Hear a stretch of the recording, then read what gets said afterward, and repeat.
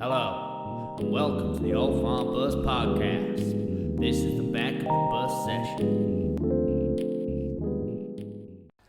Hello and welcome to the Old Farm Bus Back of the Bus Sessions podcast. Today I'm buzzing because I've got my mate on. Have you been on 2 or 3 times? My hat trick. This is the hat trick. Yeah. I've not had many hat tricks, you know. Really? Yeah. I'm blessed, bro. You I'm feel blessed. special. I do. Emeka from True Colours. Thank you. Welcome. Thank you, bro. It's Blessed. show your true colours though, isn't it? Or No, just it's True Colours, but the slogan is show your true colours. So you got it right first mate, time, bro. nailed it. Look, SYTC there. See, I think you can see it, can you? Yeah, it looks awesome. Definitely see it on this one. Can you just move your microphone a bit closer to you? I didn't position it well at the start. That's perfect. No, good, yeah? Yeah, you I'm can going to shout to move you it guys. however much you want. So, dude, when do you think the last time you were on? Is it over a year ago? It's got to be. It's Wow. got to be. In fact, it's probably a year and a little bit. A year and a little bit ago. And 'Cause it you was actually dark. came, did a podcast and did a session after it?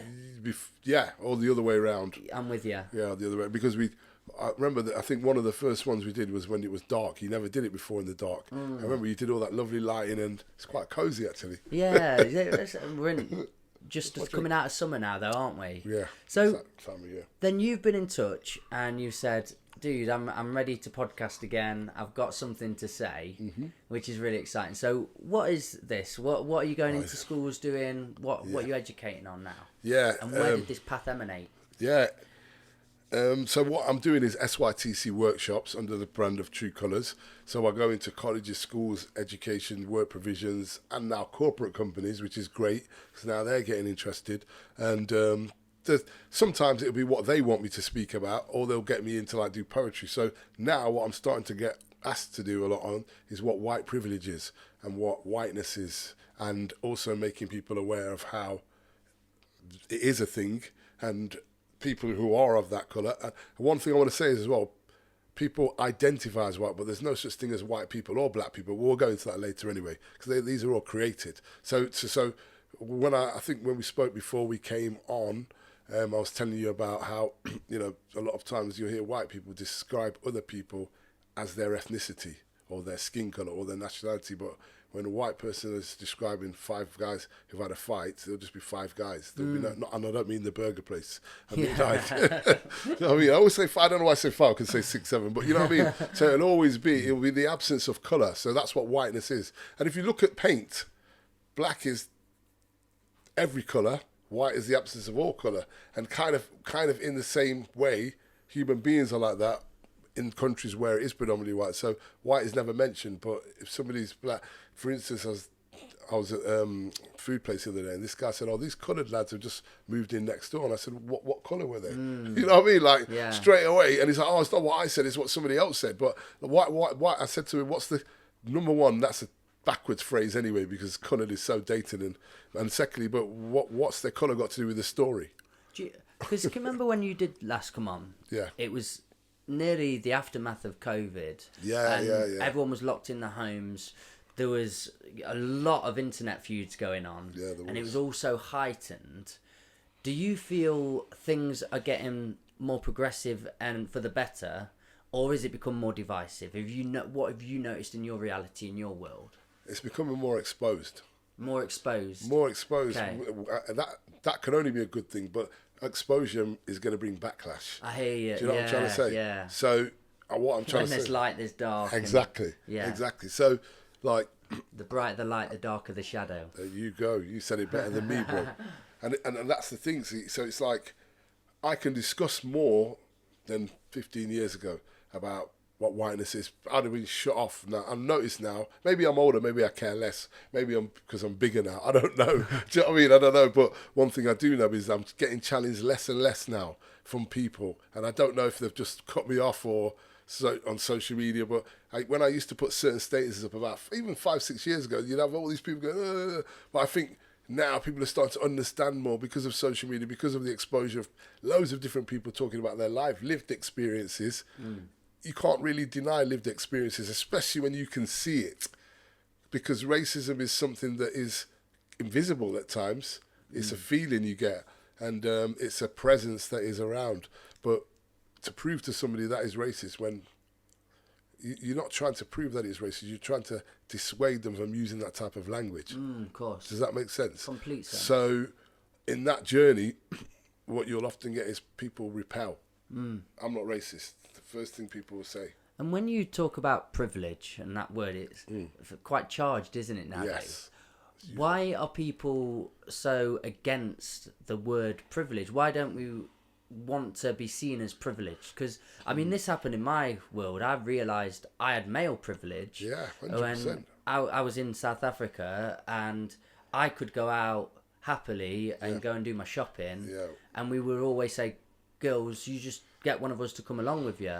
And that was a moment where I went, oh, privilege exists, man. That's a real thing. And then started seeing it in all aspects of my life and where it can exist. Exactly. And I didn't see it as a dirty or a grubby word. I just acknowledged it and understood it.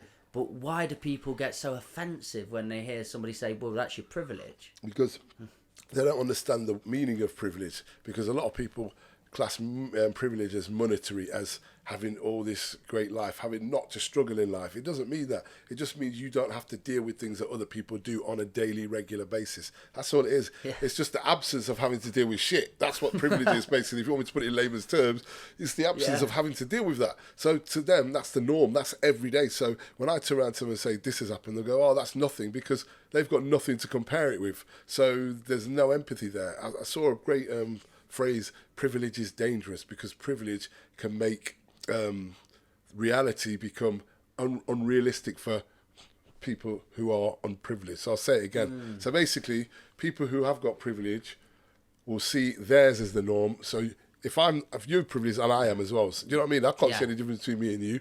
We're living the same thing. But the thing is, they don't see the ins and outs of it. It's like a Chinese proverb, isn't it? They say, if a lion could speak English, you still wouldn't be able to hear him. Exactly. And it's just the reference points are so far afield and adrift that you can't get on that wavelength and you can't get on that understanding. Yeah. So you're seeing it being more exposed.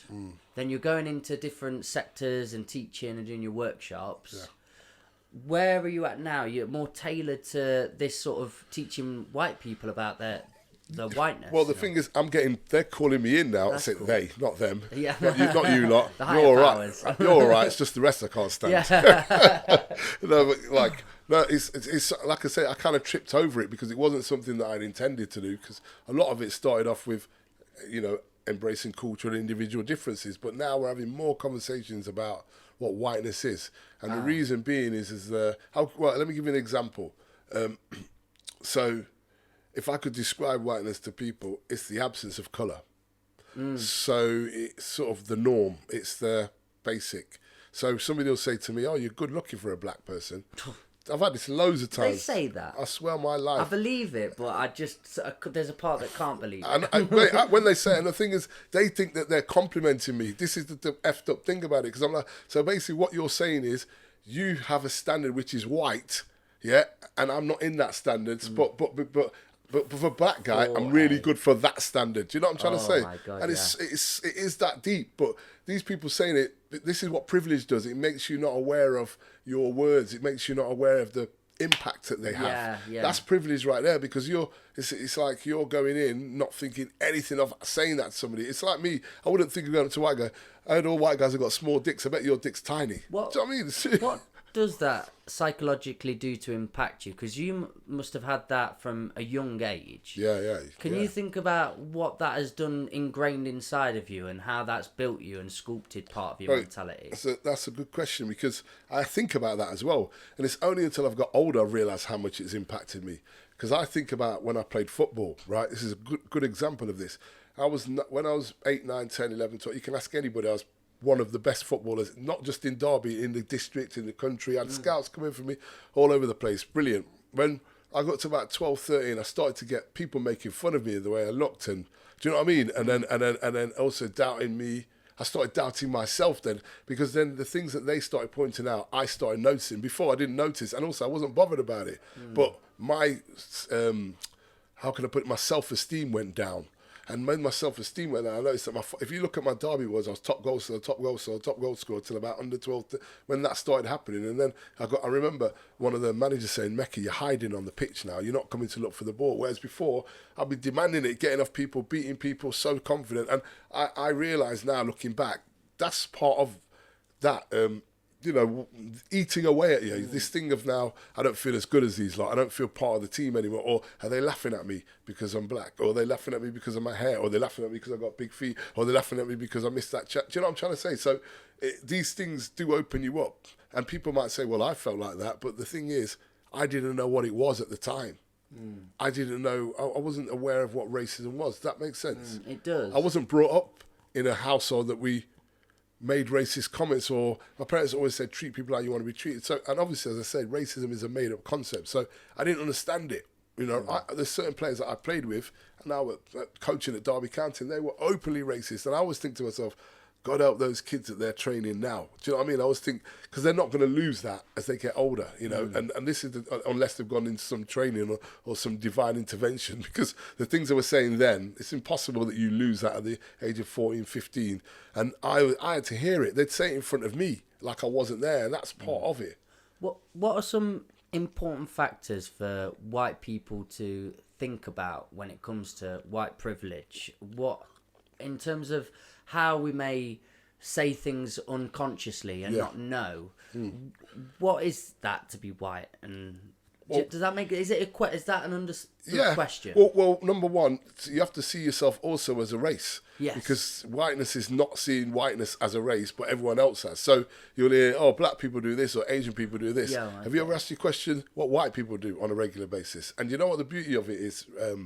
I've got millions of examples of them, like what whiteness is. I could tell you 15 traits. I've played football in the change rooms, bro. The same thing that I played in the north, west, east and south. And the same comments were made from different white people. Does that make sense? And the same practical jokes were made by white people. But if it was black people doing it, it would be because you're black.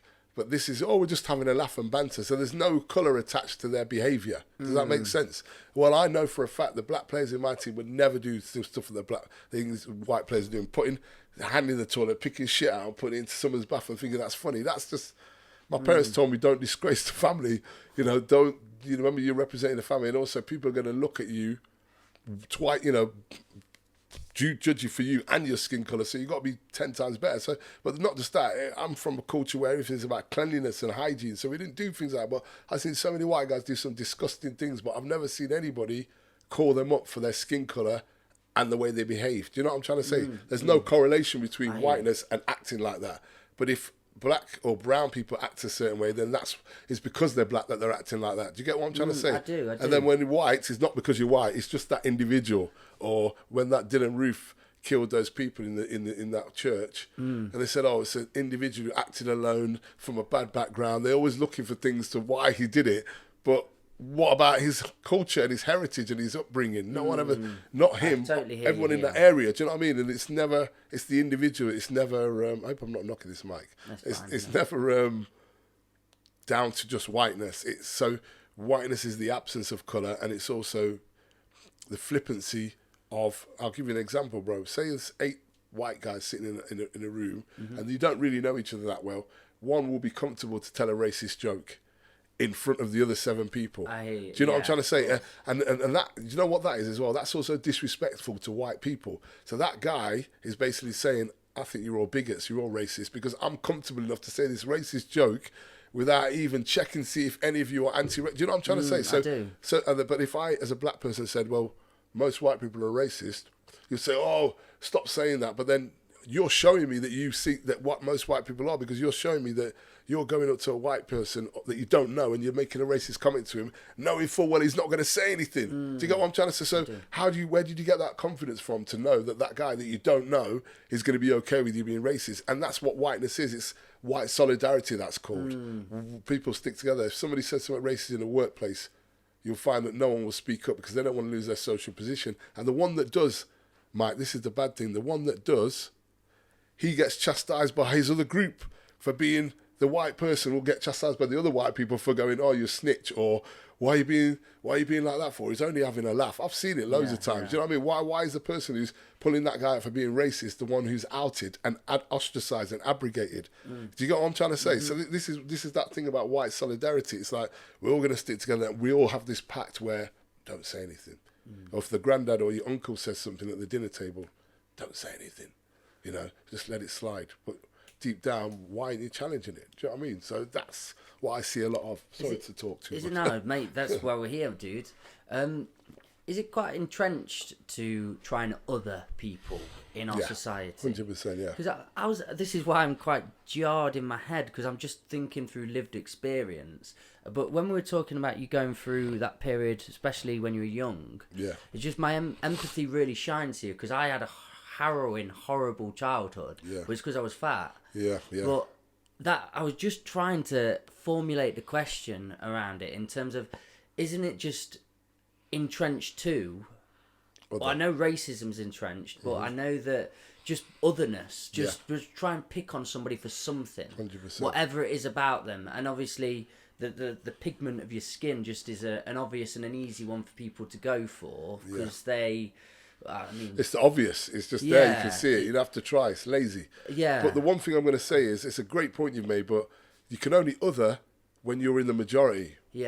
Do you know what I'm trying to say? So when you... I was just so othered in my life. Yeah, exactly. That's what I'm saying. So you were the fat one that everyone else wasn't, so they othered you. Do you get what I'm trying to say? So I've always been other because I'm always the other, mostly in predominantly white groups. So I've always seen what it felt like to be on the other side. So I've never othered other people. Does that make sense? Because I know what it feels like. But you get people do it the opposite. And that's kind of how I grew, was always, well, why are we being horrible to them? I hate people being horrible to me. So you try and just constantly people please to a degree is where I got to, but I wanted to include and bring people together, and that's kind of there's nothing wrong with people pleasing as long as it's for the right intentions, and you're doing it for the right intentions. It's not people pleasing to somebody who's a bad person just to make them like you. That's completely different. Do you know what I'm trying to say? There's a toxic side to it. Exactly, you're doing it for the positive, bring people in. I did it as well, you know. That helped sculpted my life mission, really, was to bring people together and light paths for people. Which is why you're doing this. This is exactly what this is, though, isn't it? But that's where that question was jarring me, because I was just listening to it and I'm thinking, mate, I felt this. That whole experience of what you're going through, of just being belittled in every situation. I was really good at stuff as well, but people that felt inferior, they need to bring you down somewhere or another, so they'll find that thing or something. We know people that do it now, man. There's people that do it, you know what I mean? There's people, but that's the thing. See, it's what you have to. Sometimes you have to rise above it, but at the same time, it is that thing where you do other people. But I want people to tap into the empathy, like you just did there, and feel that when you like racism is just like any other type of pain. Well, it's not like any other type of pain. Every pain is individual, but it's a pain regardless. So whatever pain you've got in your life that you don't like, think about that when somebody's telling you about their lived racist experience. And Emeka, you're going to have to help me through this question, but I'm also quite a daring person, so I'll put questions forward. But are there some cultures, and here's a common thought that is shared through communities, say an Asian community will again, I really try not to speak in absolutes, but will often keep themselves together and choose to other themselves as well from certain communities and certain cultures, because maybe they feel that preconception of how they're perceived, so they'll treat you in a certain way. 100%. Do you see that in... And I understand it as well. Packs. I get it, because sometimes it's a protection thing, and other times it's that thing where, well, you know what happens if you go with these people, you're going to get stung. I've been in this situation where I've heard people say this, but this is the other side of the coin. But my thing is, it's not a skin colour thing, it's a cultural thing. Because if you've got a specific culture and other people don't have that similar culture, and you want people to stay into that culture, you often tend to stay with the people that you are in that circle with. But not saying it's right or wrong, it's more the fact that if you are of ethnic minority, I hate that phrase, but if you are, you're going to do a lot of things out of protection when you're in the minority. So you are going to stick in groups. But one thing I will say is, as a black person living in the UK, well, most black people were integrated, but not just black people, anybody who is not white is integrated straight away into England because we are numerically the minority. So when you turn on the TV, it's white people. When you go to the bus, it's white people. When you go to school, it's white people. Unless you live in a specifically black or brown area, but then you still have to come out of that area and you're all met with white people. Your boss is probably white, your colleagues are white. Do you know what I'm trying to say? So we're integrated anyway. But then you've got think about it the other way, when you've got white people who just hang around with white people, and then when they go to work, the only time they see is an Asian guy who they work with, then he goes home, the black guy goes home, and then they go to their white world again. Do you get what I'm trying to say? So the only examples they've got are the two people that they work with, or the guy who lives at the end of the street who no one speaks to, and then they just assume that's what all black people are like. Do you know what I'm trying to say? So it's a complex one, but it's like when you are in the majority, sometimes it makes you lazy because you don't have to think about anything. Do you know what I'm trying to say? You can just follow the crowd and just go along with it. Well, like that guy said, well, that's what they said.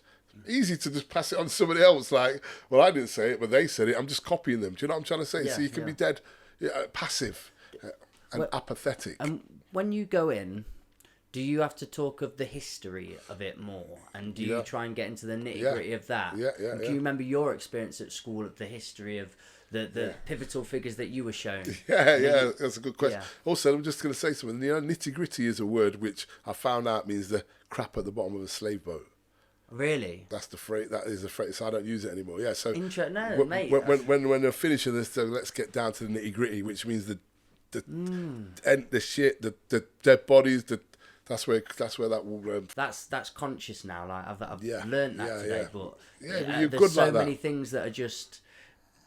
That's how it is. That's what we know. That's exactly. in our It's culture. ingrained. So that's interesting. I have to unlearn things as well. By the way, because we've all been brought up in the same system. And it's scary to I mean? unlearn, relearn, and it is be naked in a sense. But it's beautiful when you do, because you feel that's why now I can go into any place and talk about it and not feel intimidated by what anyone is ever going to say, because I'm read on it, and not just that, I understand it and I've lived it as well. You know, as I was saying to you earlier, in is 1660s, 1670s around, that the term white came in. There was no such thing. The Europeans never called themselves white before. Before indentured slaves, before the colonists, and you can look this up, by the way, people. I ask you to look it up, in fact, if you don't have to, because people like to go, let me check this. Colonialists, 1660, 1670, they had indentured slaves of African descent, of Irish, of Native American, of all sorts, of white, of European, before they were called white, so I'm going to call them European, and they kept rebelling against the colonialists. So the colonialists came up with an idea. The rich people were like, how can we stop these people from rebelling? So what we're going to do is we're going to get the people who look white, they're going to now oversee those black and the darker people. We're going to give them a little bit of land and a little bit of money, but we're still going to pay them pennies, but we're going to make them feel better than those people. And then Isn't that quite literally what's happening now? It's what's been, from then, that's what happened from then till now. That's why I say, if you don't know your history, you're never going to know what's going on now, because it's same shit, different toilet. They just eat, repeat, and change it. And then people are so dumb to it, that was ages ago. Well, no, think about what was ages ago, but what happened? Do you know what I mean? Like, this is just a latent version of what was going on then. Do you know what I'm trying to say? But by the way, bro, racism and white privilege and whiteness affects all of us. It affects you guys just as much, and people don't realise this, because one thing, you make your world so small. That's the first thing. So you're going to make your world tiny, like, I'm not going in there because it's all full of black guys, first and foremost. Like, why not?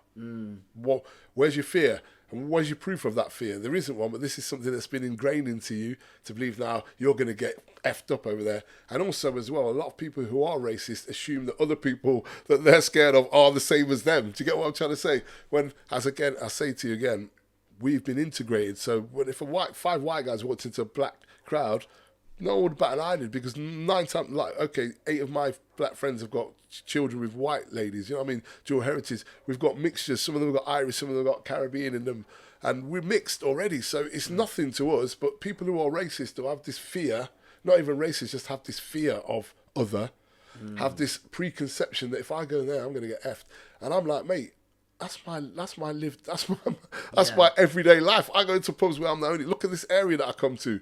It's as white as can be, but I'm walking through it and I don't care, because I feel free, because I've lived here all my life, and like I mix, I integrate, so I don't feel out of place wherever I go. And I love that. But a lot of white people stay in this little insular group and then they're scared of everything because when you're in this little small bubble, once it gets burst, you're like, what's that? What's that? Oh my God. You know what I'm trying to say? It's like you become jittery, and this is what privilege does to you, because you like going on holiday as well. They'll go to a certain place where they speak English, where most people look like them. Do you know what I mean? Where they have the same food that they love want. that poem you do. Yeah, the culture clash one, yeah. Culture clash, I mean, that's the thing. It's like they'll go, and that's what I said in that thing. They'll go to places where it's comfortable for them. They never really come out of their comfort zone. Like, this is why I love your podcast, because you cover all these things. Do you not see these barriers are breaking down though, more and more, these stereotypes in white people, or do you think it's more hidden? I think it's more latent, yeah, because it's not, and it's not just that. The media keeps flooding it. The media keeps perpetuating it. The government perpetuating it with these people coming into. It's always these people coming in, these people, and these people are never white or English. They're always the other, as we said. So it's this thing of reinforcing this thing, and now what we're going to do? Let's get a brown person in charge, Prime Minister, so we can say England's not racist. He's as worse as Boris Johnson, or he's as bad or worse than him, you know. I mean, the media people aren't disgust great, me. but I don't watch much media nowadays. I really don't watch TV, but a lot of people do, Mike. That's the problem. The fact that you're going into schools and being asked to go to so many places now, surely this is quite a positive stepping stone, and this is it. Let me tell you something. When I first started doing this, no one wanted me to go to schools and get, we can't afford you, or this. And it's not even like the money, it's they didn't want to. This is a few years ago, and I remember people being quite rude actually sometimes, like, no, what are you coming here for? I'm like, well, I rang up and asked for an appointment and no one got hold of me, so I thought I'd come in and speak face to face. Well, if no one got hold of you, then why are you coming in? You know, things like this, it demoralised me. You know, we were talking about being in a bad place. I wanted to give up. I thought, what am I doing this for? These people don't want to know. It's a waste of time. And why am I trying to educate people who don't want to be educated? And then George Floyd happened. Was that? I was going to ask you the catalyst. 150%, because people have seen something live and they've seen the suffering. And the sad thing is, bro, there's been loads of George Floyds much before George Floyd. It's been going on since Jim Crow days, and they saw this one, and the guy, his life being taken from him, dying slowly for doing absolutely nothing other than sitting outside. And I think that touched the conscience of people. Yeah, it touched humanity. Then they saw a human being dying in front of their face. And also, he wasn't being violent. He wasn't crying for his mother. These things are going to, unless you're devoid of any emotion, Mike. No, for sure. Do you know what I mean? That, I can't breathe. How many times he said that? If that doesn't touch you, then you're devoid of emotion. But the only problem with that is that it was fashionable for a bit. But boy, I had white people for the first time asking me questions they never asked before. Like, so what's it like being black then in England? Or do you feel like that? Or because people start talking about it, I'm like, you know what? I'm taken aback you asked me, you know? I've been at work where people have made comments and the whole workforce has kept quiet. That's a horrible place to be, bro. It's horrible. It's worse than the insult. Because you're like, none of these motherfuckers want to even say anything. That's that white solidarity I'm on about again, you know? So George Floyd happens, then the internet's being flooded, conversations are being had, questions are being asked. Uncomfortable questions as well. Yeah, really important questions. So that's in the ether. Yes. Now it's going into education. I mean, I know it was kind of quite controversial in America, wasn't it? What were the teaching in America where it got... What, the critical race theory thing? Yeah, exactly. What's your theory on that? Oh, yeah, I've been asked that a few times. Yeah, theory on theory. But it's just again trying to avoid the history. Do you know what? It's not funny, but do you know what's mad? Yeah, if you go back into history, you can see black bodies being hung, and white people stood there. Have you seen these pictures? Posing next to black bodies, or they're being burnt and opposed. So, bro, it's gone from people being proud of this history, proud of killing these people, these evil people, to now being ashamed of it. Do you know what I'm trying to say? So, how are you going from this is the same? Don't forget, it's not that long ago, bro. Some of these people are still alive now. So these people that are hanging people and burning people, it was only in the 50s, 60s. Some of these people are still alive.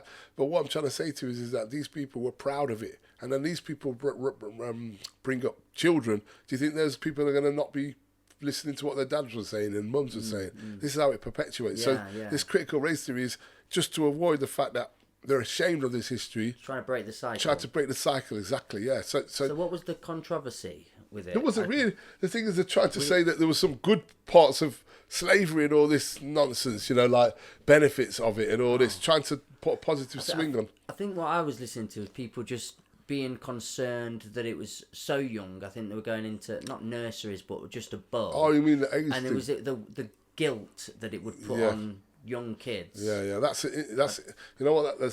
Wait, let me just show you this. This is the book you need to read, people. White Fragility. By, can you see her name? Yeah.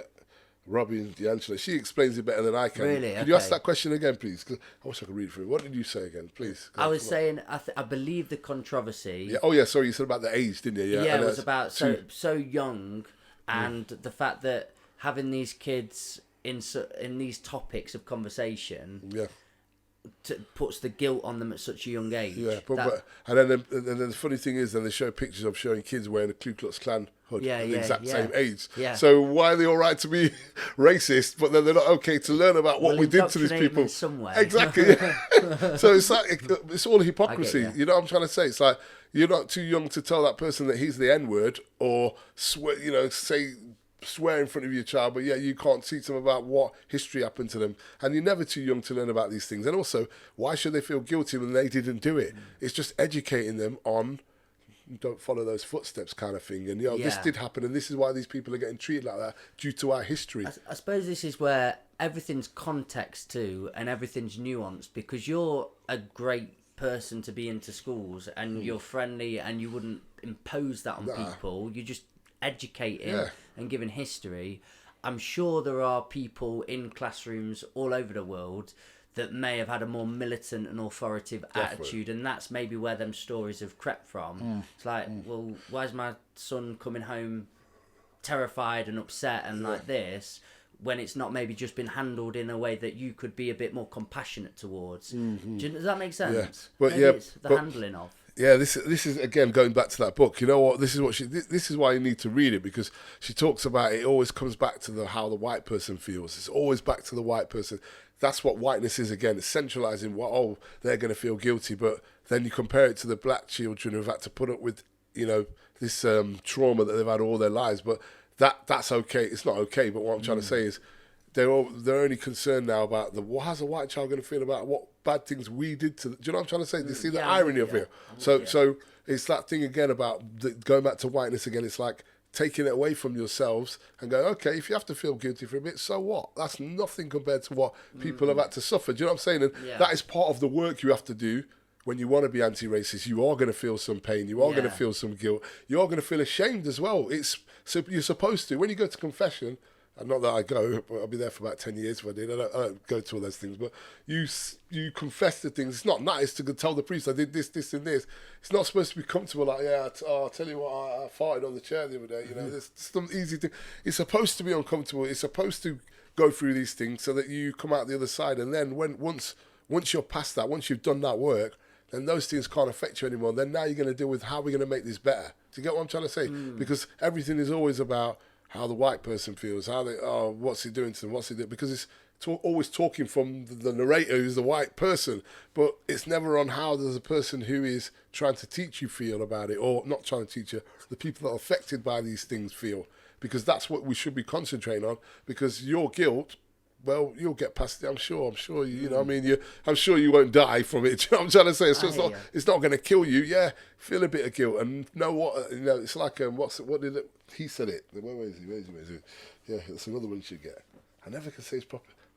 Ta-Nehisi Coates.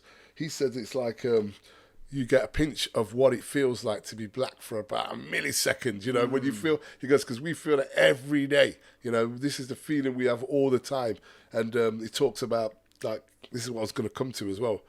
It's like that entitlement mentality. And all these things, bro, I've studied, I've learned, but also I've lived. And I just didn't know what they were called. Do you get what I'm trying to say? I've lived these things. So I'm not just saying it to be spiteful or nasty but we have to get there if we want to be truthful, and that's why I love the fact you let me come on here so I can speak. Always, man. Do you know what I mean? And I really appreciate how you articulate yourself. So it's like trying to get something out of somebody. So the entitlement mentality, when somebody will say like, "You use the N-word, why can't I?" It's the most. It makes me laugh. Well, you use the N-word, why can't I use it? And then I have to now explain to you why you can't use it as a white person, and then you're pissed off that I'm saying you can't use it. Just think how privileged mind that is. You're pissed off that you can't use a racial slur to me or to your friend. Do you know what I'm trying to say? Yeah. the height of privilege or entitlement mindset. It's like, I have to now explain to you why that is wrong. Why do they want to? Exactly, and if you're not racist, why do you want to say it? And that's the funny and then also turn it around the other way around. When I get racist abuse, why don't you say, how come I don't get racist abuse? Do you know what I mean? Like, because what they say is, well, you say it to each other, so why can't we say it? And I'm like, yeah, but so now you're black now, are you? Do you know what I'm trying to say? So for this word, now you are black to say that word, right? Yeah. That's what you're telling me. Because you're not black, right? And you know you're not black, right? So now you want to say the N-word and you're asking me why you can't say it as a white person. And if I have to explain that to you, then you're either stupid or you're deliberately trying to gaslight me. And you know what I mean? And like, you know the answer to it. I don't need to explain it to you. But loads of white people ask that. And I always think, why would you even want to say it anyway? What sort of questions are you getting from children in schools? Does it amaze you? Children are the best though, bro, because they just come from the heart. Quite innocent. Yeah, and that's a great question as well. Sometimes it's conditioned and ingrained. Yes, it is, yeah. And you can tell. Yeah. You can tell, but some of the innocent ones, well, one of them's like, I've got a brother and he's black, and because the girl's white, so I think the mother married again. So she's from the second... from the father now. So basically the half brother sister by the bike. So her brother's older than her. So I've got a brother and he's black. And I always call him my brother, and then my white friends say, why are you calling your brother? And it's like, because he's my brother, we've got the same blood. This is a young girl, and she said, how do I stop these pig heads, she called them. She only hates pig heads. And I liked it. They're so cute though. How do I stop these pig heads from saying that about my brother? I said, well, what you have to tell him is that we're all born the same. If you cut their skin open, what comes out? She's like, blood. I said, what colour's his blood? She's like, red. What colour's your blood? Red. What colour's your mum's blood? What colour's everybody's blood? Red. I said, so what difference does it make? You have the same blood, right? She's like, all right, I'm going to use that now. Anyway, that was the start of it. I'm going to come back to what she said later because it won't come into context because it was a bit of a back and forth. But what she wanted to know was, why are people making an issue out of me being white and him being black and we couldn't be brothers and sisters? Do you know what I'm trying to say? That's the beautiful, innocent mind, because it's the right question to ask. Do you know what I mean? Of course you can be. Why can't you be? You know what I mean? We're all related as somehow, as we know. If we trace our roots back, we're all related back to the motherland. But that's another story, you know. But this is that thing about not othering. It's bringing people together, which is what, you know, the brand always say. That's why I got two different colour hands around the world. Show you true colours, because our skin colour shouldn't matter. It should be the person. Do you know what I mean? It should be the embodiment of the person, not the body. It's like we've got society the wrong way around. We judge people on how they look as opposed to how they are. So we judge people first on how they look, and then we go, oh, he's actually all right, or she's all right.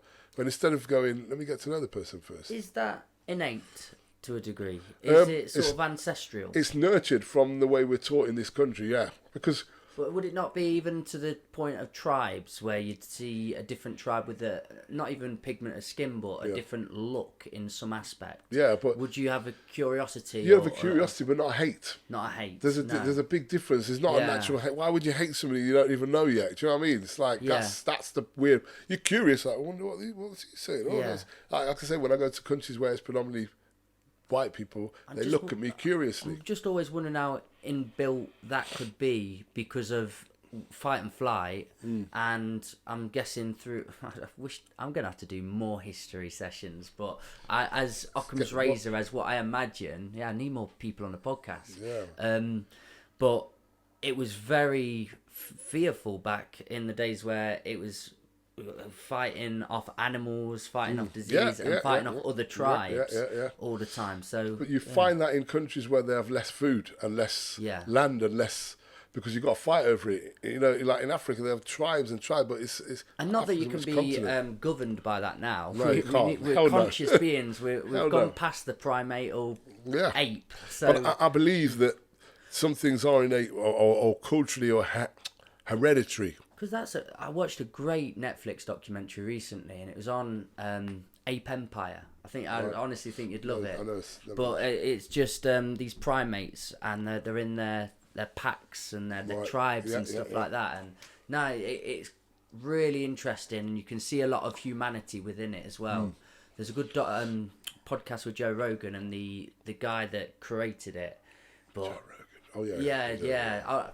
I'll ping you that over. That's probably a bit much of a side note for where we're going today, but quite interesting. I want to read some. It's not a poem, by the way. Anyway, but mate, read a poem if you got a poem. No, well, I have, but I'm not. Oh, dude. Because I'm not prepared for it. What the?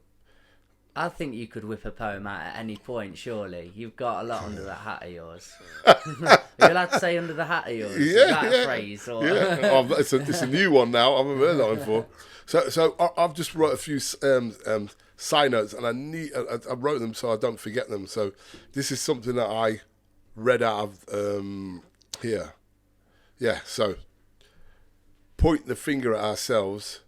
So this is for whiteness, all under whiteness. So what is my personal responsibility? Whiteness, racial identity. You have a racial identity. What is white culture? I've asked this before. Ask yourself, what is white culture? White people ask yourselves this. The idea of individualism is whiteness as well. So, I'm not racist. White people always say, I'm not racist. That's individualism. So, you're not understanding that it's a system. Like, no one's saying, and no one cares whether you are or not. What we're trying to tell you is what we're saying, what you said is wrong, and what you did is wrong. So, I don't care whether you are racist or not. Just acknowledge it, and then don't do it again. Do you know what I mean? So, then you're learning, but not get on the defensive. So individualism, I'm not racist, but all your mates are and you're not bothered. But so avoiding the deeper issue of systemic racism, which is what I'm just explaining. So like it is a system. So the resources of whiteness include self-worth, visibility, positive. This is a white person who wrote this, by the way. It's not me. The resources of whiteness include self-worth. It's that lady down there, Robin. Forgot her surname. The resource of whiteness includes self-worth, visibility, positive expectations, psychological freedom from the tether of race, freedom of movement, the sense of belonging, and a sense of entitlement to all of the above. And this is what I said. It brings me to the N word, which I already mentioned, which is then me saying I'm entitled to use that word. And I wouldn't even dream of... No. Do you know what I'm trying to say? Or so why would you even think or want to say it? So that's that. And also... The other one is this: whiteness rests upon a foundational premise, the definition of white as the norm or standard for humanity, and a person of colour as a deviation from the norm. Hence, when females have said to me before, "You're really good looking for a black guy," like all whiteness is a standard of attractiveness, and then all black men are ugly, is what you're saying, and look the same and whatnot.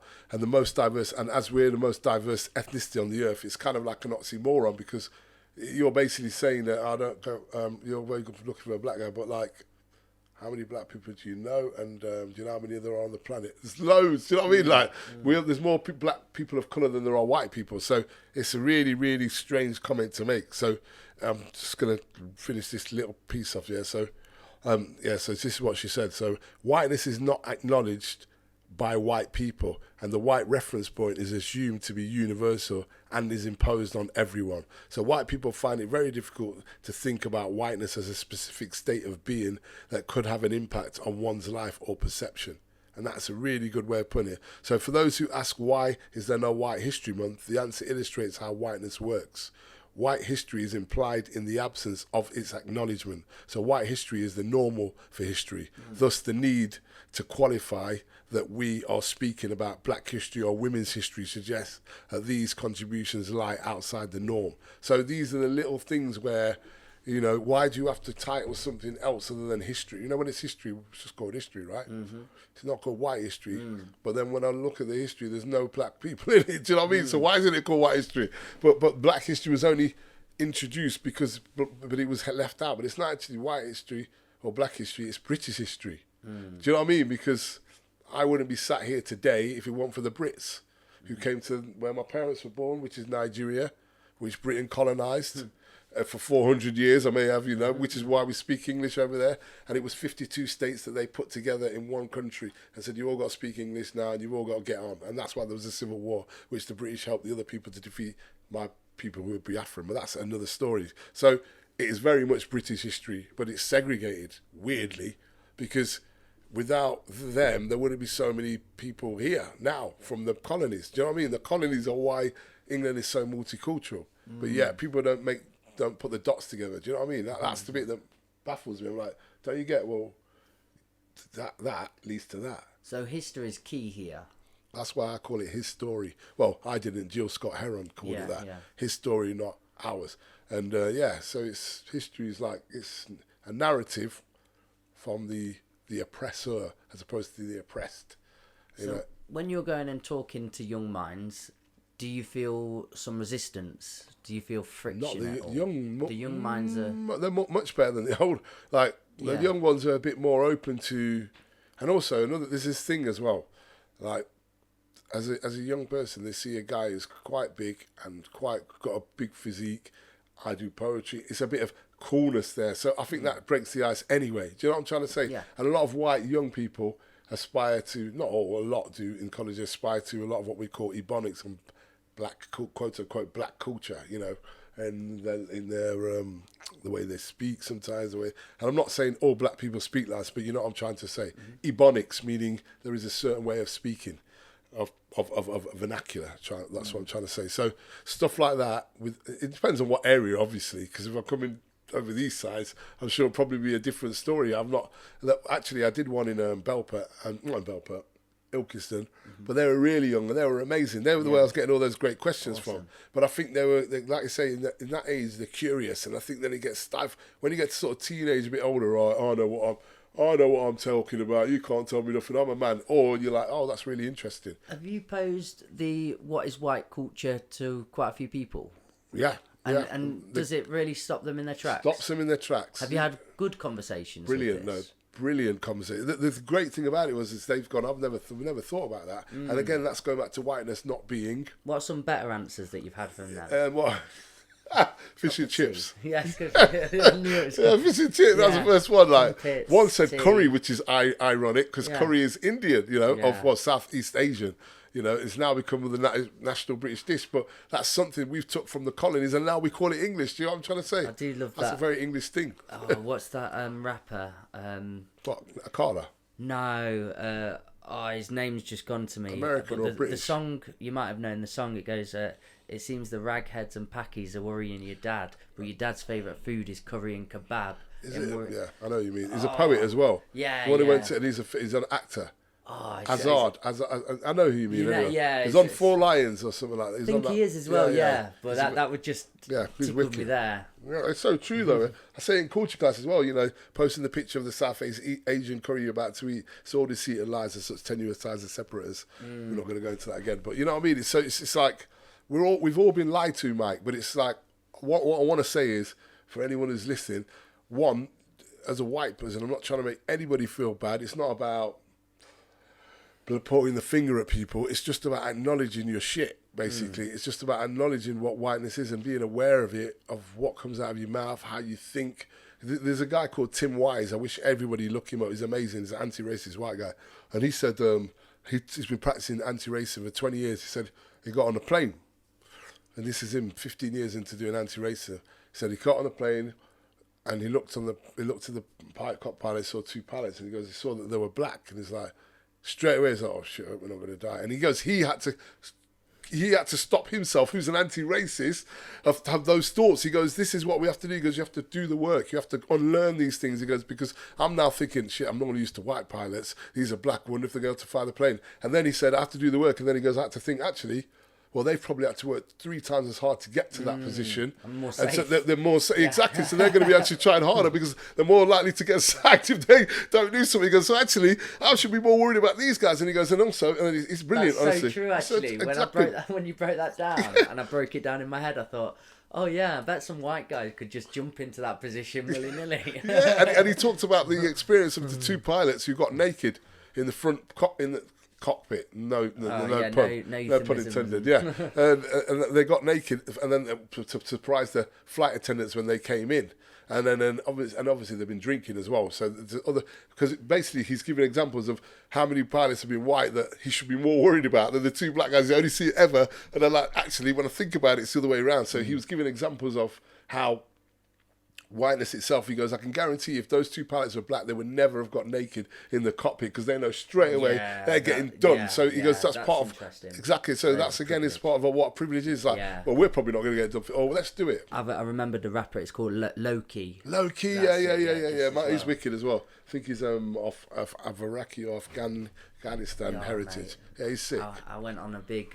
low-key the other day, actually. That was on. Yeah, And that you went down the low-key rabbit hole, yeah. It happens, man. And he's got loads. So are you writing about this at the minute? Is it coming out in your words? Is it coming out in your poetry? Yeah. That's why I didn't want to read a poem, because that's what a lot of them are, and they're quite new as well. Really? Yeah. Fresh? I've just done one called Body, and it's one of my favourite poems. Yo, can I just say this as well? If you lot are on Instagram, please just follow my page, True Colours in Poetry. And it's not because I want bare followers, but I want you to hear what I've got to say. Yeah. Because it seems like the algorithms are only going to the same people, and everyone keeps saying, more people should hear your work, more people should hear your work, you should be worldwide, you should be going viral, but why isn't it? So I want people to start listening to it and absorb it and see what you think as well, because I want to hear what you guys think as well. I want to know about how you see it and how you perceive it, because that's a learning curve for me, Mike, as well. It's not, I don't know everything at all. These are lived experience, and every day is a new one. So I am welcome, as long as it's not obviously destructive, evil, I'm going to kill you kind of shit. Do you know what I mean? Yeah. I'm open. I'm all open, man. I'm open ears for it. So, you know what I mean? I'd like people to tell me, because that's how we evolve. If we don't have these conversations, Mike, we evolve, and then we become less scared of having these conversations. It doesn't become a taboo.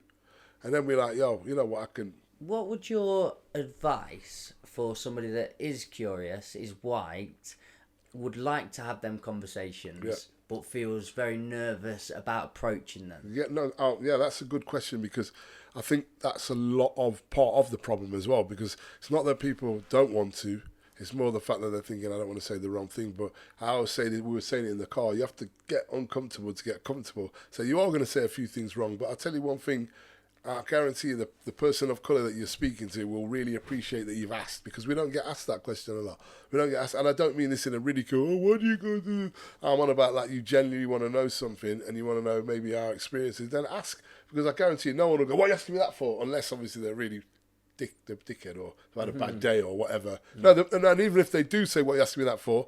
Then you also have to understand that they're conditioned and used to white people coming up and asking rhetorical questions or ridicule questions, so we may get defensive as well. So please don't take it like, don't be put off by it, because that's just one person.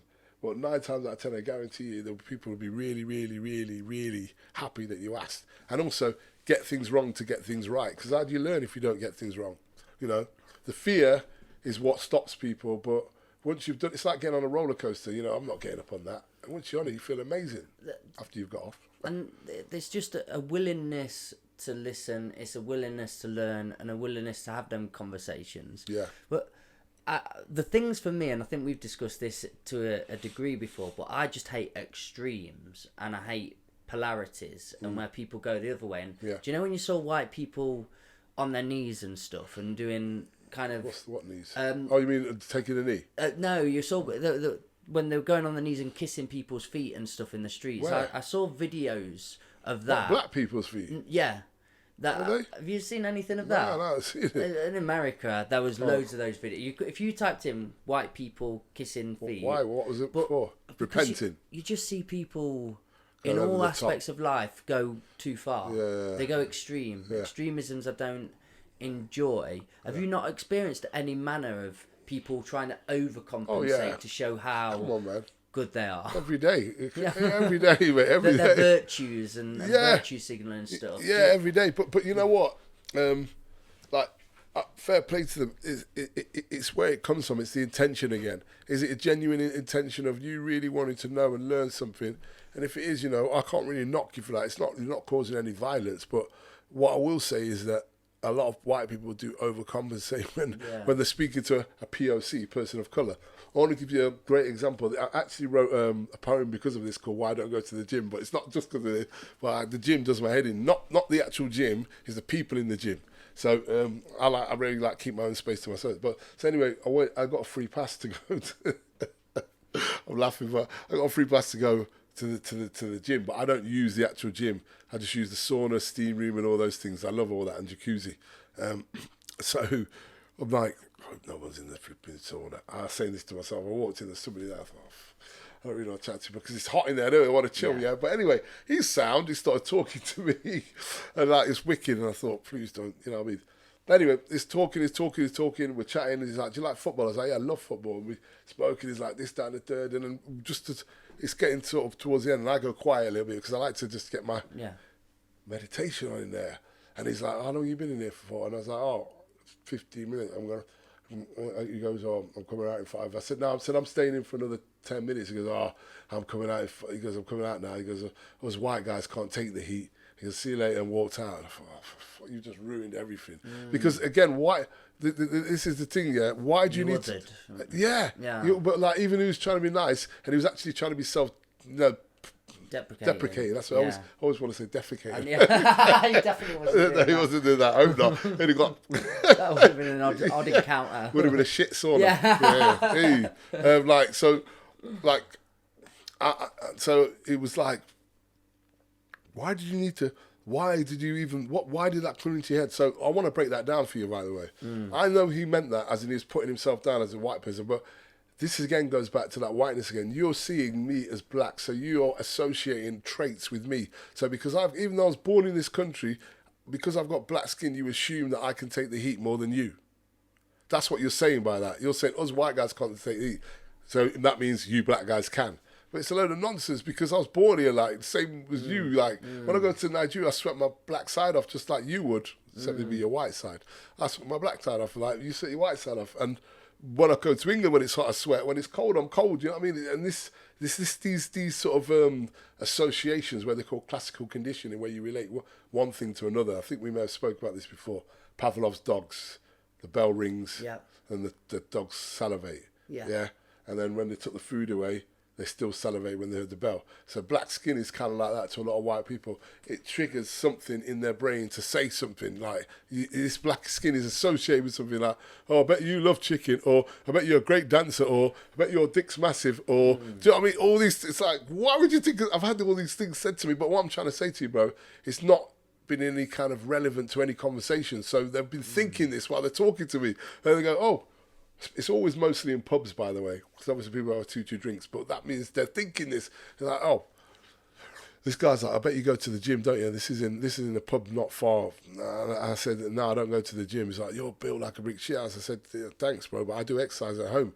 He goes, "Dude, fuck off, you go to the gym." I was like, "No, I don't go to the gym," and this happens all the time. So I showed him in the pub what I do as an exercise, and he went, "Oh, I bet your cock touches the floor before you even get down to that." That sort of stuff's disgusting. But they think that's cool. He thinks it's a compliment. The only way, and the way my brain works is I say stuff that comes in, and this bit here, like, is there not some biological science behind why people say that? No, like white skin and black skin in terms of more the sweat thing, or is that because black absorbs heat, right? Yeah, but we've got there's other things like the hair, and like we're designed to absorb heat, yes, but we can't take heat more. It's just so we don't get burnt.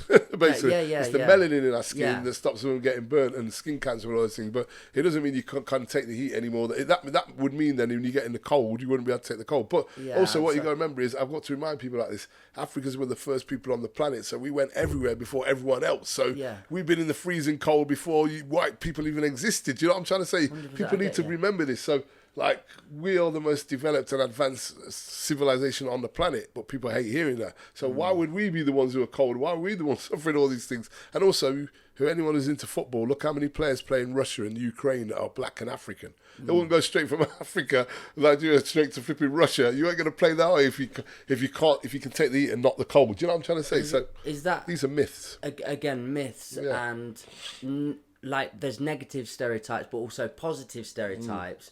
Do you encourage people to sway from that too? You know, black people being faster, for example. I don't call them positive or negative. I just call them stereotypes. They're just attached to still being black. Whichever way you look at it, it's a steteriotype. It's not. I never find any of them positive or negative. So he thought saying I've got a big dick is a positive stereotype. I'm with you. And none of it is. It's all. But these are, again, phrases that we need to unlearn, because even I use those things and I've stopped. You know, there's so many words that we use in our vernacular that are white supremacist phrases, We don't even realise it, and it's what we've been based on. Sorry. But again, when I come into that biology, and I'm learning a lot today. Sort of, do you know the stereotype of black people being faster? Yeah. 100-meter sprints, Yeah. Again, does that not come down to some science in terms of the fibres of the muscles in terms of certain? Do you know what I mean? Yeah, but all I can say to you is and that the heritage that's come from. But I'll go back to it again. We are the first people on the planet, so why wouldn't we be the fastest? Yeah, I get it. Okay. Do you know what I'm trying to say? The first mould, and then if everyone came from us, you're going to be the fastest, strongest. It's just, okay, I'll put it into layman's terms. When McDonald's first started making burgers, I bet you those burgers at the start are much more meatier than they are now. So they've been watered down as it goes along, if you know what I'm trying to say. That's what I'm trying to say. Yeah. So I'm not saying everyone's watered down, but if we all come from the same thing, you're going to have the best mould, and then it's going to go... So obviously... Evolve. It's going to... Yeah, evolve, exactly. So that's the way... But the thing is, sometimes people don't like hearing these things because these things are not taught, and they're deliberately not taught, and they're left out. And I mean, I only found out not so long ago that there's 2.6 million people that were Indian who fought in World War 1 and 2. I didn't even know that when I was growing up at school. Another thing I hear on certain podcasts and stuff was a lot about white slaves and stuff. Yeah. Do you get asked those questions? People sort of in their You mean rhetoric to protect themselves, they go, yeah, well, there were white slaves too. You must have that in your conversation. And I tell them, there were white slaves, and then they became the oppressors. Is that? Yeah. Well, I just remember about the indentured slaves when I told you that they were enslaved, and they're like, right, you can take control of these people. So a lot of them were. So they were. But then, like, what's worse about it is if you've been through oppression, you shouldn't want other people to go through it. So I think that they're even worse in this fact that they know what it's like, and then they were indentured slaves, which is just paying off a debt. Yeah. They weren't shackled and chained and whipped and all those things. It's a completely different type of, what they call it, shackles and chained slavery. This is indentured. Indentured, for anyone who doesn't know, means you're paying off a debt. So you're just a working slave, but you get to finish at the end of the day, have a life, and then go back to it. And then when you've paid off your debt, you're not a slave anymore. Whereas a shackled slave is your slave for life. Do you know what I mean? Unless you buy your way out of it, which is the different way. So it's like the problem is that we're not taught these things, and so it's not a lot of people's fault. But there's a saying, and I know I must have said it before: to not know is bad, but to not wish to know is worse. That was what I was trying to say earlier. That's the one. Yeah, that's the one. So that's when I said the nitty gritty. Yeah. Exactly. To not know is bad, but to wish to not know. Yeah. Yeah. Okay. To not know is bad. To not wish to know is worse, because a lot of people don't want to know, and so that's the part where racism perpetuates and ignorance. And like I say, it also backfires on white people as well. And also, again, like I say, it's a concept. I now start to say people who define themselves as white, because there's a great saying. It's like the problem isn't white people, the problem is whiteness people. Does that make sense? So it's not white people, but it's the term whiteness. So in the biggest atrocity of slavery was not the actual slavery, it was the concept that they left that black was inferior to white, because that enables racism to perpetuate from slavery till now. Does that make sense? If it was just about slavery and white people being slaves and black people being slaves, then there would be as much prejudice for these white people as there is for black people, or there wouldn't be any at all, because we'd all be in the same boat. But the problem is it's the other way. It's the other way around. So those people who were once slaves are now not, but yet they'll still question. Treat people that are going through it in a way that they were just once treated, if not worse as well. But that's also a fear, because it's people thinking, I don't want that to happen to me again, so I'm whacking the shit out of these people so that they never come back to me. You know what I mean? Yeah. That's why you see a lot of police officers saying, I'm scared for my life shooting, because they're scared, because they've built this thing in their head that these people are dangerous, when that guy's not even got a gun, he's just reaching for his thing, and you're already shooting your thing because you know what they say, a coward dies 1,000 deaths. Do you know what I mean? So like when you're scared, you're gonna make rash decisions. Yeah. I wish I'd know this poem better, because I'd read it, but like it's called Body. I really want to put it out there somewhere. But you can read it out if you got it on your phone, dude. I've got it on my phone, yeah. Do you want to read it out? Yeah, but okay. What I'm gonna say, you have to preempt you. And you can edit it, can't you? Yeah, man. He's saying it just to make me feel better. He's gonna go, that's way messed up. Right. So this is called Body, and I wrote it the other day, and like I said, I literally wrote it. You. Yeah. Well, no, it's not. You can judge me all you want, but I'm just saying that the flow may not be. That's what I meant. Don't judge the flow. Is what I meant. The content is there. So it's called body. Okay. I grew up to the body of Christ when my body was light. Now my body's heavyweight. I react before the levee breaks. I admire anybody that can levitate. Everybody wants a good body too. Well, some bodies do. Forget about loving theirs. You got to love your body too. Disheveled bodies are still bodies till they are nobody. If you put too much crap in that body, the body caves in. If one gets fat and ridiculed, it's called body shaming. But the body blames him. So his body lost weight now. So his body's slim. If someone is going through anguish, I can translate through their body language. Olivia Newton-John asked to see your body talk. Or if you've got things on your mind, let's get physical. Make your body walk. I knew this girl with somebody. She always wanted to be somebody. Using her body to lobby likes, and likes she got bare of. She knows how to angle that body right. It's a body she takes care of. But she had the personality nobody liked. Try as you might, nobody's alike. No bodies are alike. There are so many different body types. Get the mind right and the body follows, right? Get the mind wrong and the body leads the mind along, meaning you act before you think, you kick up stink. See, no bodies are alike, but black bodies to many whites. Black bodies get bodied like cops' hobbies. These cops body black bodies by the lorries, so much so that black body is akin to sin by the people who commit the sin, by those that instigate the thing. How ironic, hanging black bodies from the trees and posing for pictures when with them. How ironic. Generations of busybodies using their bodies without their brains. They body black bodies and cover up for that officer again. The black body is fair game to the white bodies that put black bodies in chains. Nobody's the same, but racial bias makes some people insane. They've got head, body, head, but no brain. But sanity is gauged by how many bodies do the same. Nah, that's insane. When nobody is the same. When it comes to a body of evidence, I feel like DMX, because here we go again.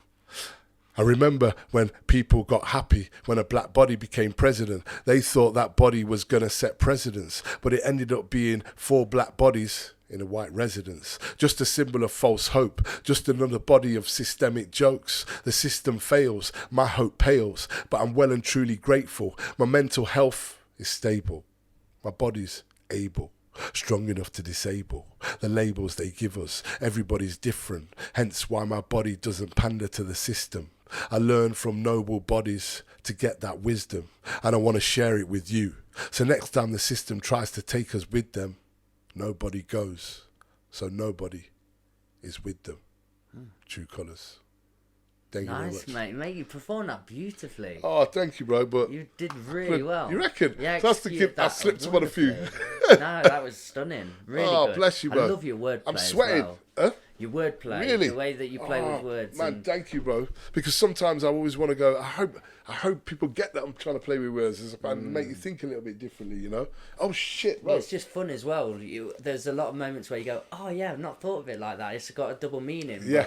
Yeah, exactly, bro. That's for you, by the way. Oh, dude! I forgot to give you earlier. Mate, I always come with a present. I love hats as well, very much. I know that. And we're coming into the winter. I know, bro. Listen, I'm always thinking. So I thought to myself, I always bring you a present. And I thought, what can I get? I thought, oh yeah, he likes hats, man. Dude. He likes hats, so I'm gonna get him a beanie. Oh, it's really nice quality as well. Thank you, bro. Peachfield, they're embroidered as well, so you know what I mean. Proper, yeah, mate. That's a good quality hat, isn't it? No, I'm really appreciative of that, mate. I'll not put it on now because I'm a bit warm. Mate, I'm feeling you on that one, but I know you will, and I know you like hats. That's why I thought. I'm very much a hat guy. I remember you got a blue jacket off me, and I thought, I know you like royal blue, so I'm going to get you a royal blue. Dude, you're very thoughtful, aren't you? Try to be. Tell that to my mum and my dad. No, I'm joking. Are you, just with the poetry there as well, are you really enjoying the pursuit of poetry still? Are you really enjoying writing? But I want to get into music. I don't want to get into music. I want to put more stuff with music and get a bit. But that's why I was talking to you earlier about that. Nice. Like getting into music. And also, bro, I want that poem to be animated. Can you do it? Are you the man?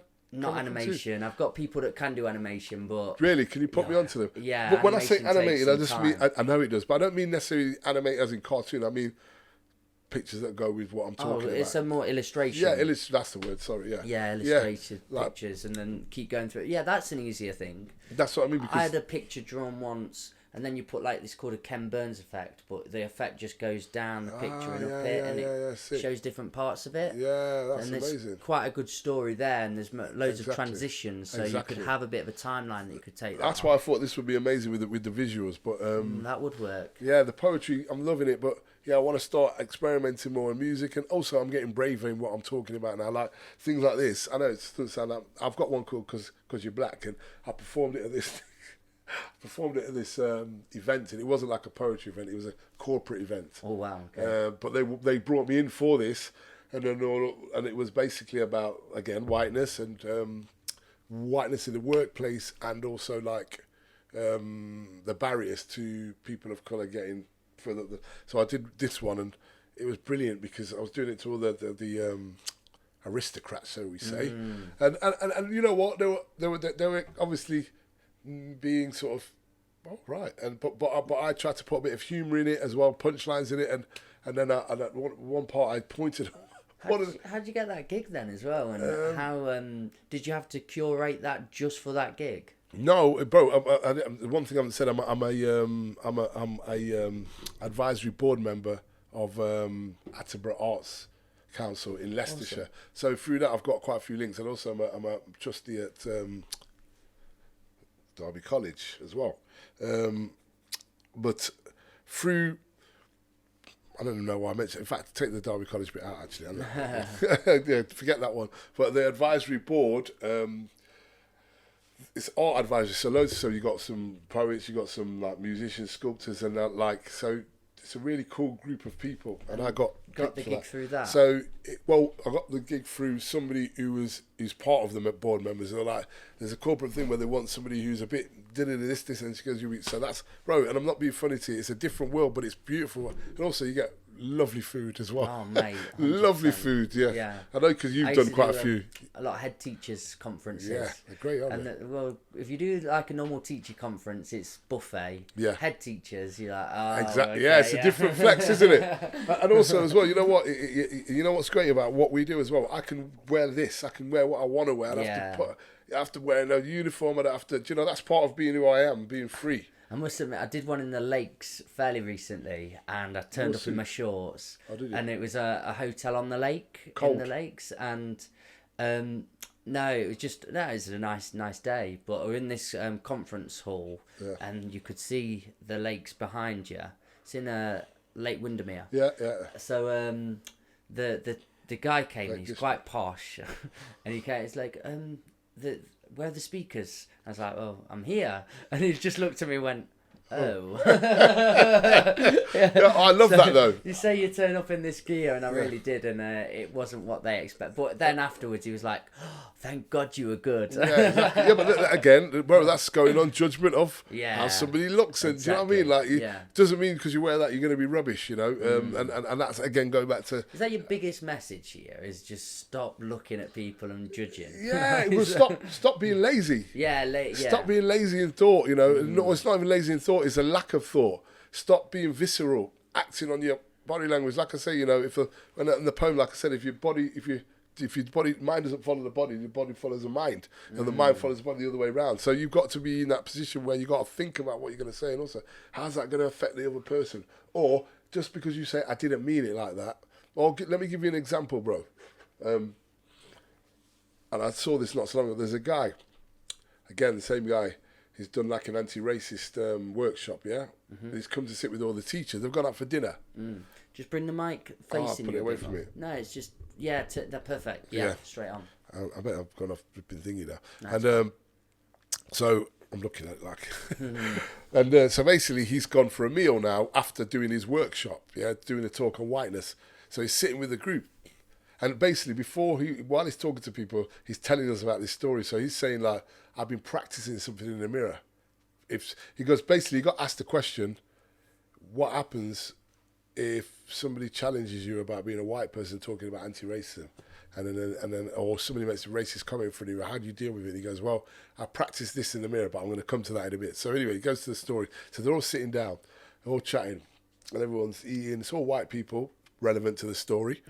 All sat around eating, and then one student comes along and he comes to join them. So it's teachers and some of the students he'd done workshop with, all sat around pretty casually enjoying themselves. So the guy sat there and he goes, after about 7-8 minutes, the guy's like, I want to tell you a lot of joke. And Tim Wise is going, please don't tell a joke. He's saying this to himself, like, don't say a joke. But he goes, but I went along with it. He goes, okay, yeah, tell the joke. So he's like, he tells this really racist joke, yeah? And oh, by the way, I forgot to say, all the people around the table know that Tim is anti-racist tutor. They've just watched him. So they're like going, right, you know, they're sitting back because he's made a racist comment, a joke, and then they're waiting to see what he's going to say, yeah? So, and this is what he says to the guy. So the guy's made the racist joke, and sort of others are quiet, and he goes, so Tim started laughing his head off, going, laughing, really, really, really laughing at the guy, getting the guy sucked in. And then the guy's like, oh, you like that? He's like, yeah, it's brilliant. He goes, I've got a joke for you. He goes, why is it that there's a white guy sat with a group of people? Why did he feel it was okay to be racist in front of all white people? And the guy was like, I don't know, I don't. Where's the punchline? And he's like, you are the punchline. And he goes, he goes, and then this is the bit where he's like, well, I wasn't really a fan of your joke, really. He goes, because my mum's black. And then it was like, what? And he goes, and then he says to the audience, Tim says to the audience as he's telling it, he's like, you thought that's why I'm anti-racist? He goes, I'm not. My mum's not black. He goes, but I just said it. He goes, that's what I was practicing in the mirror so that he couldn't see my face. I would be, you know what I mean? That I'm serious. He goes, so that's what I practice over and over in the mirror. He goes, so, and then he goes, and then the guy's like, oh, I'm so sorry. If I'd known your mum's black, I wouldn't have said that. I wouldn't have said that. And then I'm so sorry. And then he goes, well, my mum's not black, number one. And he goes, so why is it that you... Yeah, you just amalgamate yourself. Exactly, yeah. So whatever the context is in that... Exactly. So why is it that you are... But what he said was brilliant. He said, well, mum's not black. He goes, but... And he said, I didn't want him to get defensive. So he's telling the guy to do it. He says, so he goes, well, why is it that you thought it was okay to make a racist joke in front of white people that you don't even know very well? You know one or two of them, you don't know all of them. So he goes, it's not only... He goes, I know you've obviously got disrespect for black people. He goes, but you've also got disrespect for white people because you are assuming that everybody on this table is a racist or is okay with that joke, yeah? And the guy, he goes, and he said to him, he said, look, and the guy was about to speak, he said, look, he goes, I'm not interested in your background, or I'm not even coming at you hard. He goes, but you have to think about why you think it's okay to disrespect your white people by assuming that they're racist like you are.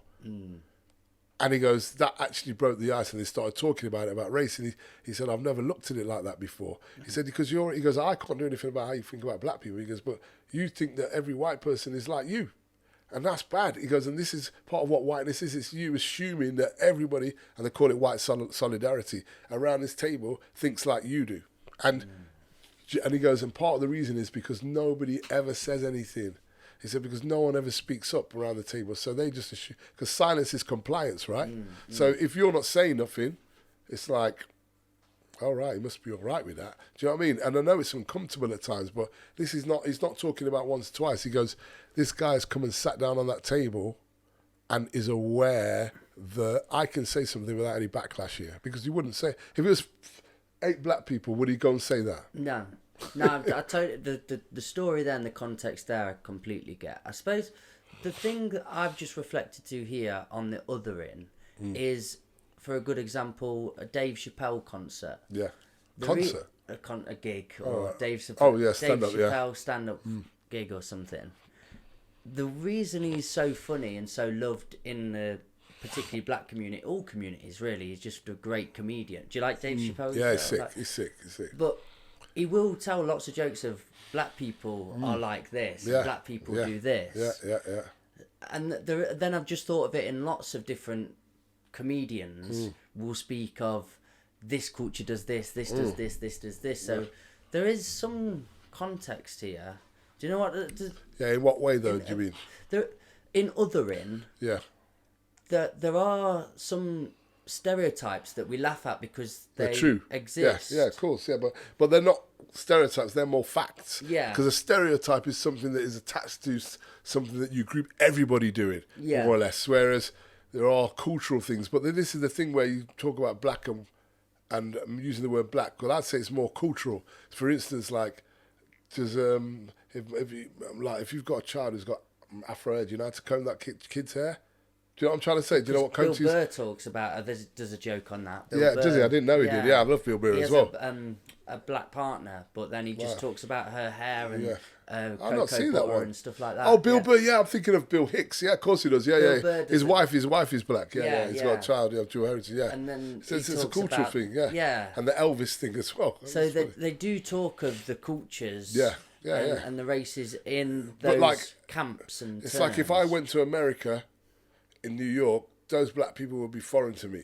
Like their culture's completely different to mine. Completely. Yeah. Do you know what I'm trying to say? Yeah. They're black, but I'm black, but they're not. Like I've got a friend who's from New York. He says, I don't even know what he's on about half the time. What does that mean? Is there much across the board stuff in certain...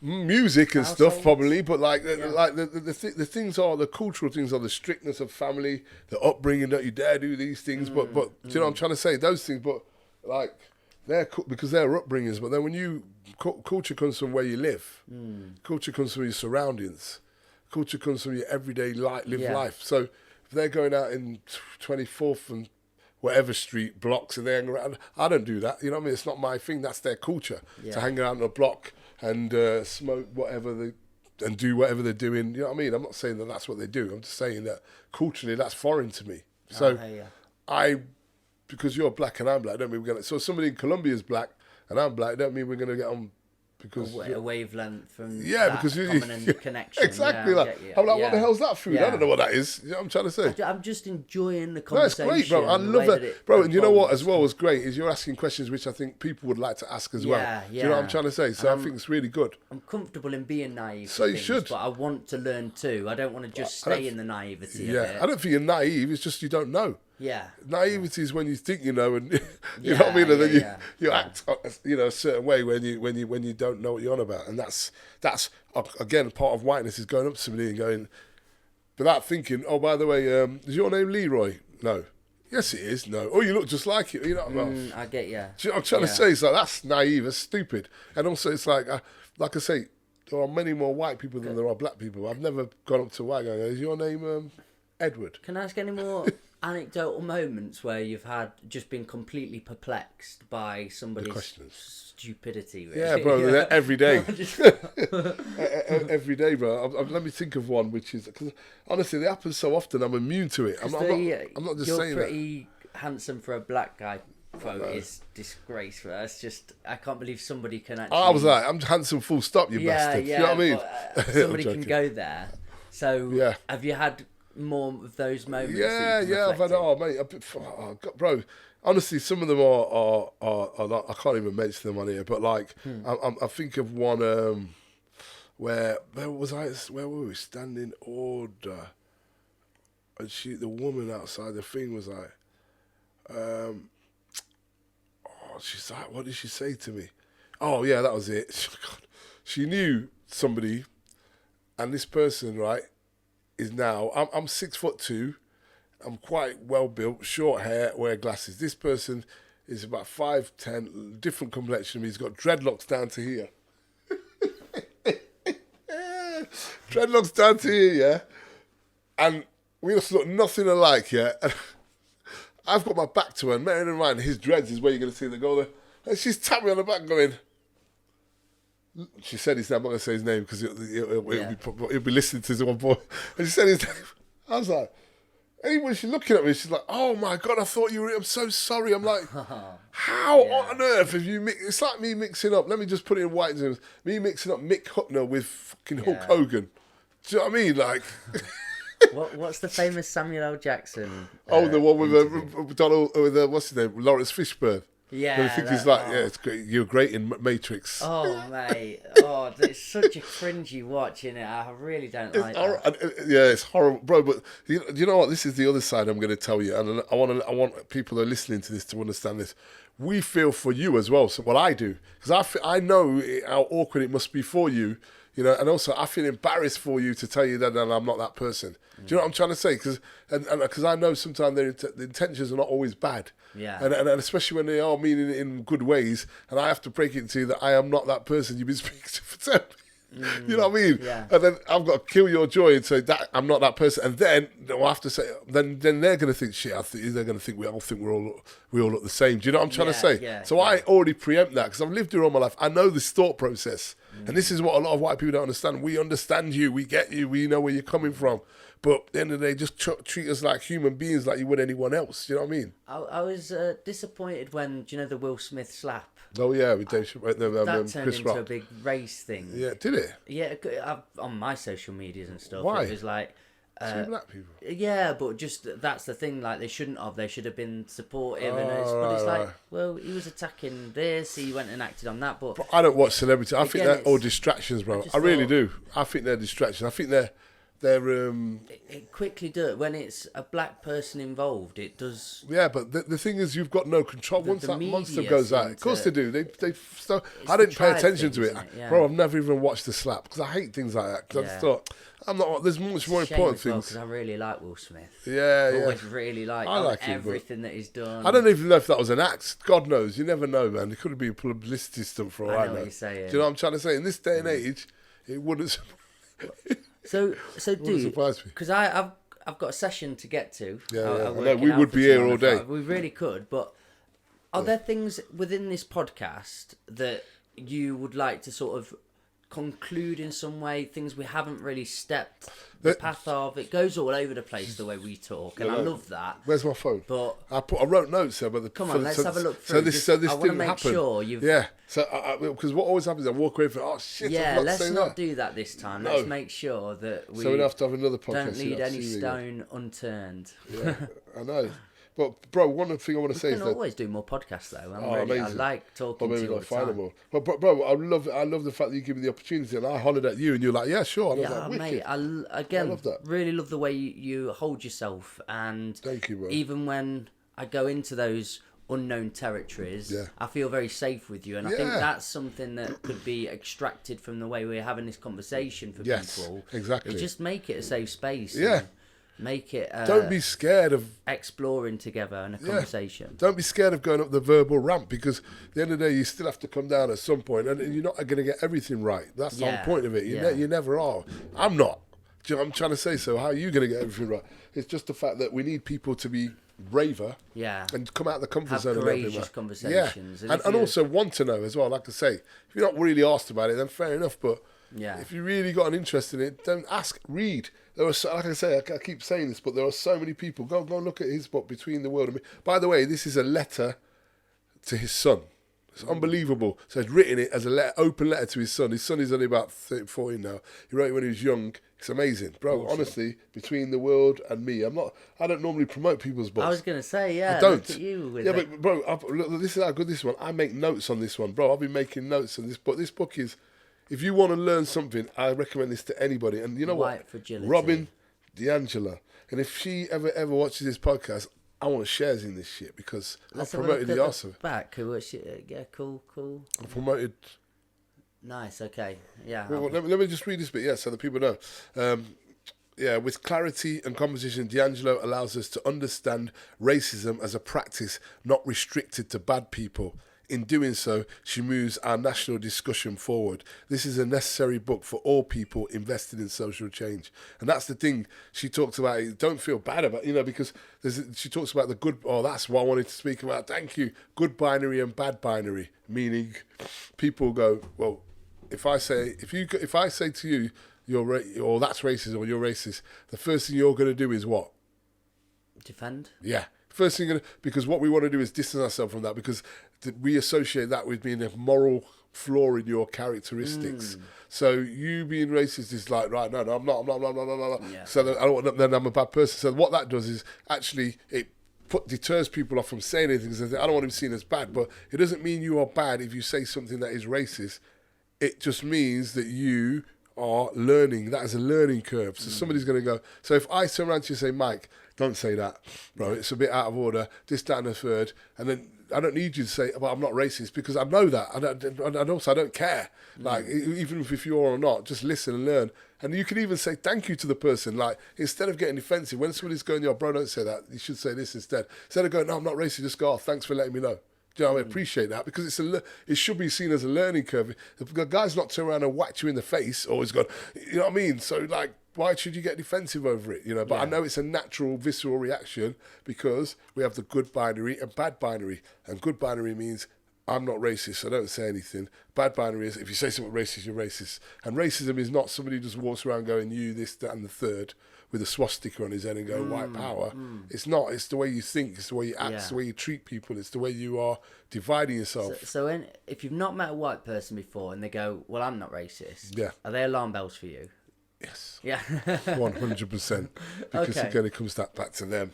And yeah, they're very much. I hate it. So what would a good phrase be from that person? Could it be more? I don't know enough. Yeah. You know what I mean? I'm not clued up on this topic. What's wrong with that? Yeah. You know, I don't really know about what the right things to say are. So well, just treat me as you would treat anyone else. That's what I'd say, because why do you need to talk to me any different to anyone else? Yeah. Do you know what I'm trying to say? But if you want to ask questions on racism or what whiteness is, then be free to ask it. It's like, I could be, but I'm going to really actively try my best not to be. So I want to educate myself and learn. Yeah, exactly. It's just that bit of going, I'm going to do that extra little bit of work to... I do it. Do you know what I mean? I do it all the time. My workshop, bro, there is not a day, I know it sounds daft, but this is like my studies as well. I'm reading it, but I'm learning from it, and then I'm writing notes. That's why I've got all these things on here. And also, I recorded something, which is a voice note, but I'll have to send it you. But one of the things I wanted to say was, this is a guy called Richard Wright. So there's a reporter called Richard Wright. This is in 1946. So let me just read a bit before it. Because I said it before, whiteness is not acknowledged by white people, and the white reference point is assumed to be universal and is imposed on everyone. So in other words, my town's not racist because you don't see it, so you assume. Because I'll go, I'm going here, and then people go, oh, well, it's not racist here. Well, I'm like, how do you know? You've never lived it. Do you know what I'm trying to say? So that's that thing where you think your world is the same as everyone else's. It's not. And then you've got to understand that people have different lived experiences, and don't deny other people their lived experiences. When you go, oh, yeah, this happened, you go, no, it didn't. That's more annoying than the racism itself, or stop bullshit, or stop going on about it. Sorry, mate. It's all good. I thought that was mine going to do that, and it's you. Really professional. I've heard yours beeping as well all the way through it, and I was thinking, is it mine? Nah. Was mine beeping? Yeah. Was it yeah, it's doing beeping. a lot? Yeah, quite a few times. Oh, no. Sorry, everybody. No, it's all good. I thought it was from out there, but it's all good. You can edit it, though, I'm sure. So, yeah, so I hope that you got that bit anyway. So, yeah, so what white people find it very difficult to think about whiteness as a specific state of being that could have an impact on one's life and perception. So he gives this example. For example, in 1946, a reporter asked writer Richard Wright his thoughts on the Negro problem in the USA. Wright replied, there isn't a Negro problem, there's only a white problem. So the idea that racism in the UK and USA can operate outside white people is reinforced through celebrations such as Black History Month, in which we study events as if they happen separately from the UK and US history. And that is that in a nutshell. It's like we are all inclusive. We're all in it together, right? It affects us in every single one of us. It affects us. And I hate to use a phrase, but Martin Luther King said, injustice anywhere is a threat to justice everywhere, you know, and like, so if we don't call things out over there, then one day it could be you that this is happening to. Do you know what I'm trying to, and people never think that, because they never, it doesn't happen to me. So, well, if it happened to me, I won't care. I'll smack their faces in. You know, I won't give a shit. You know what I mean? That's that mentality. Yeah. I wouldn't care if it happened to me. Well, you've never happened to you, so you wouldn't know, and not happen to you on a regular basis. Racism is just name calling. It's, like I said, it's the way people are towards you. It's the way people treat you. It's the way people distance themselves from you. It's the way people look at you. It's the way people nudge and go like this. And then you get paranoid. It's these things like this. And then they say something and then they snigger. But yeah, they ain't said anything racist to you, so it's fine. And you go to, he says something racist. No, not me. Last one I'm going to leave you with, bro. I did a workshop with a group of mechanics. Well, not mechanics, they're workshop guys, yeah. They worked in the workshop, mechanic workshop. Did it with them. Brilliant. Bit of banter. We were flying through it. I made a few examples, made a few jokes. It was that kind of, you know when you get the feel of the group, these are a bit Jack the Laddish, you can kind of like push it a little bit there. Yeah. So one of the guys was like, right, I've got a question for you. He's put his hand up, I was like, cool. He's like, right, I had this lad, black lad. It's like, yeah, cool. And it's like, I just know the group so well. Yeah, exactly. I've been So in- do I. It's another thing. As black people, we know all the traits, bro. Trust me, we see it every day, and that's the thing that white people don't get. We see a lot more of your culture than you see of ours, if you want to put it that way. Because I know all the nooks and crannies, so I know what's coming. He's like, I got black platinum in my class, right? And he's got that accent as well. And he's like, well, I told him don't go and put that there, and I told him 3 times, and he didn't do it, and I went mad at him. I went bloody mad at him, and he turned around to me and said, are you saying it because I'm black? And he goes, I'm not racist. This is what he's telling me. The guy's like, I'm not racist. So why would he think that? You know, it does happen to us as well. And I said, well, let me I want to just give you something here, yeah? You know, you're saying that, and he asked you the question. I said, when he said, are you just doing it because I'm black, what did you say? He said, I'm not, of course I'm not racist. I said, bro, how can we differentiate you from somebody who's racist then? Because guess what everybody says when you ask them that question? Exactly. So in a million years, I've never heard a white person go, yeah, it's because you're black. Never. So how can we differentiate who is doing it because you're black and who isn't? Because no one ever admits it, and that most of that time is because a lot of times people are subconsciously or have racial biases, or they generally might not be, but this is the tone that guy's been used to from people who are racist speaking to him like that. So it's a trigger to him. Where he feels now, the way you're speaking to me because I'm black that way, because I've had people speaking to me so many times that way. Yeah. Do you know what I'm trying to say? It's not a card we're trying to play. I've said it before on the other podcast. So that when I told the guy, I said, well, you know what, you said, I've never heard anybody say anything other than that. And to use Muhammad Ali's phrase, he said, if you've been bitten by snakes before, you've been bitten by loads of snakes through your life, and then there's 1 million snakes coming down the hill, and there's 10,000 of them that you know are good, and you're stood at the door, you're not going to go, oh, I'm going to let those in. You're not going to know which one's which, so you're going to shut the door on all of them. You know what I'm trying to say? Yeah. And that's the sort of thing with that. But people don't see it on the other side. The people who say this, like, oh, well, I'm racist, or why are you playing the race card? They don't look at it the other way because, one, we've said it before, there's nothing for us to gain for asking you that. It's a feeling we have. I can't speak for him, I can only speak for me. It's a feeling I have that I feel you're speaking to me in a certain way that you don't speak to other people like, or I have been spoken to like that loads of times by people who look like you and have been racist, but every one of them denies that they are. Do you know what I'm trying to say? So it's a horrible place to be in because everybody says, no, I'm not. And then you become paranoid. And then when people are talking, you're like, are they saying it because of that? You know what I mean? So there's no clarity for us, but all you get is throwing it back at you. You're playing the race card or stop being oversensitive. And again, so we don't speak rhetoric and we don't get into those common phrases. Yeah. What would be a good response in that situation for that person? The guy asking, or who? Which one? If somebody did say, "Is this because I'm black?" Yeah. What would have a better response been for him where he got really defensive? And What for the guy to say? Yeah, but the guy can say, well, you know what, you were messing around, blah blah blah blah. If you feel that way, I apologise that you feel that way, but that's not why I'm doing it. So that you were doing something wrong. Just explain why. Yeah. Do you know what I'm trying to say? You don't need to make a big thing about it. It's the defensiveness. Exactly, yeah. So don't be so it's like, bro, at the end of the day, yeah, fair enough. I understand you may feel like that, but this is not what I'm trying to do. Because if you are genuine, you will explain yourself. But it's more the ones who aren't, and they've got nothing else to say, so they're like, oh, I'm not racist. Do you know what I mean? Because they are. Yeah. But they don't want to admit that. So if you're not, then you'll have a logic to say, oh, bro, I apologize. And also, that's again being aware of somebody else's lived experiences to yours. So if it's a female who's in a group of all men and somebody's made a comment to her, which she may take as sexist, she may act a certain way because she's thinking it's aimed at... Do you know what I'm trying to say? That comes down to that philosophy at the minute is I can't make you feel anything. Exactly. It's all internalised. So if you get defensive, it's something in you that's been triggered, but really you're just looking at somebody in their lived experience, the reality they've gone through, and you're just there for them in that situation. Yeah, bro, you know what? That's a brilliant way of putting it. There's a guy, and I hope he doesn't mind me mentioning this. I won't say his name just in case he does, but there was an incident where he went mad at me because I spoke to him a certain way. Now, this guy's autistic.